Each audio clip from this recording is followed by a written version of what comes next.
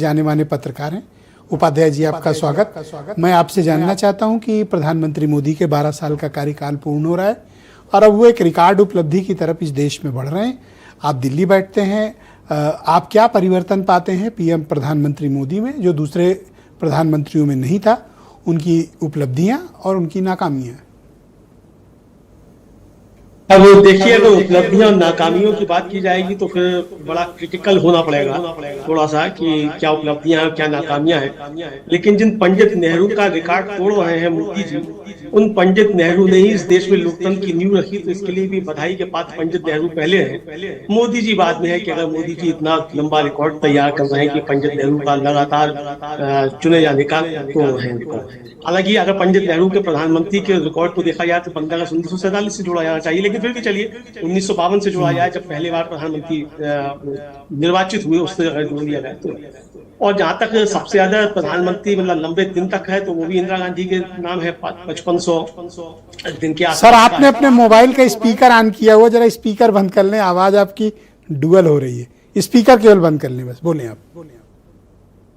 जी, अच्छा, स्पीकर बंद कर दूं? जी जी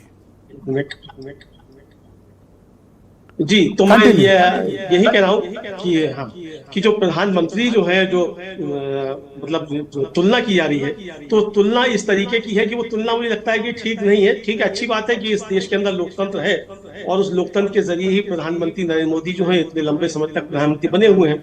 हालांकि अभी अल्पमत में सरकार है उनकी, अल्पमत में मतलब अब कहाँ अल्पमत में है, अब तो बंगाल का सपोर्ट आ गया।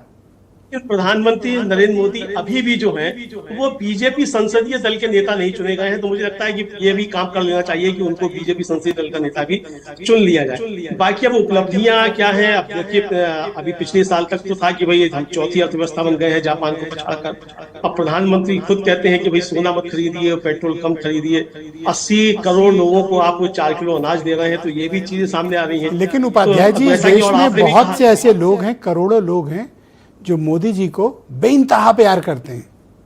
चिढ़ते हैं लोग अलग हैं, लेकिन बेहिसाब प्यार करने वाले भी हैं। यूं ही कोई दिल्ली की गद्दी पर इतने लंबे समय तक नहीं बैठ सकता। ये बाय डिफॉल्ट नहीं है, ये लोगों का प्रेम होगा। नहीं, आपकी बात सही है, आपने पहले भी कहा और मैं भी इस बात से आपसे सहमत हूं कि भाई दो स्थितियां हैं कि या तो लोग उनसे प्यार करते हैं या नफरत करते हैं। अब नहीं, एक तीसरा कॉलम में भाटी जी वाला है। हाँ, नहीं तो वही मैं कह रहा हूँ कि भाटी जी ने पूछा तो भाटी जी ने तो अपना तीसरा कॉलम चुन लिया, लेकिन भाटी जी जैसे तीसरा कॉलम चुनने वाले लोग तो मुझे लगता है देश में गिने चुने होंगे। इसके लिए भी मोदी जी बधाई के पात्र हैं कि उन्होंने देश के अंदर ऐसी परिस्थितियां पैदा कर दी कि या तो मोदी जी क्या समर्थक है या मोदी जी के विरोधी है, बीच में नो मैंस लैंड है ही नहीं। तो इसके लिए भी मोदी जी को एक बधाई तो बनती है। नेहरू जी पर समाजवादी पार्टी तीसरे कॉलम में है, ये ध्यान रखिएगा। नहीं, समाजवादी पार्टी क्या, मैं देखिए समाजवादी पार्टी की बात तो नहीं कह सकता क्या लेकिन हाँ, ये सही है कि मोदी जी ने देश के अंदर ऐसी परिस्थितियां पैदा कर दी हैं कि या तो आप उनके विरोधी हैं या आप उनके समर्थक हैं। और मुझे लगता है कि ये स्थितियां जो है मोदी जी के लिए भी, स्वयं के लिए अच्छी नहीं है। नो मैंस लैंड भी एक होना चाहिए और वो नो मैंस लैंड जो वो खत्म होता चला जा रहा है, चाहे वो चुनाव के मामले में हो, चाहे सार्वजनिक जो संवैधानिक संस्थाएं हैं। पर अगर आप देखें मोदी जी की उपलब्धियां जो बीजेपी के लिए हासिल की, वो पहाड़ है, हिमालय है बीजेपी के लिए, बीजेपी के दृष्टिकोण से। ऐसी उपलब्धियां बीजेपी के जन्मकाल से अब तक नहीं थी। ये एक असाधारण उपलब्धि है। लोग आलोचना कर सकते हैं, असहमत हो सकते हैं, कुछ भी कह सकते हैं, लेकिन जो उन्होंने बीजेपी के लिए उपलब्धि हासिल की इस पार्टी के लिए, तो वो सपने में भी नहीं था। नहीं, आपकी बिल्कुल बात सही है, बीजेपी के लिए उपलब्धियां हैं, इसमें कोई शक नहीं है। लेकिन क्या मोदी जी की उपलब्धियां अटल जी से भी ज्यादा है बीजेपी के लिए?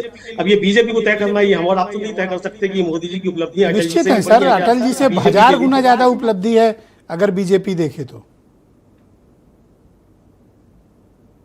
अटल जी से ज्यादा 1000 गुना ज्यादा उपलब्धियां मोदी जी की हैं तो ज्यादा अच्छा रहेगा, हम लोगों का भी थोड़ा ज्ञान वर्धन होगा।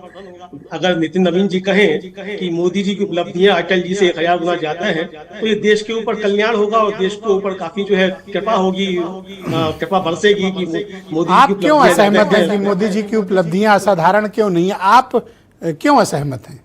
असहमति का कारण क्या है? मैं असहमत इसलिए मैं उन उपलब्धियों से असहमत नहीं हूं जिन उपलब्धियों की बात की जा रही है। अगर उनका एक लंबा कार्यकाल हो रहा है, 4,000 पंडित नेहरू का 4,000 में से ज्यादा का वो रिकॉर्ड तोड़, मतलब जाहिर सी ये उपलब्धि है। लेकिन इन उपलब्धियों के पीछे देश को उपलब्धि क्या हुई?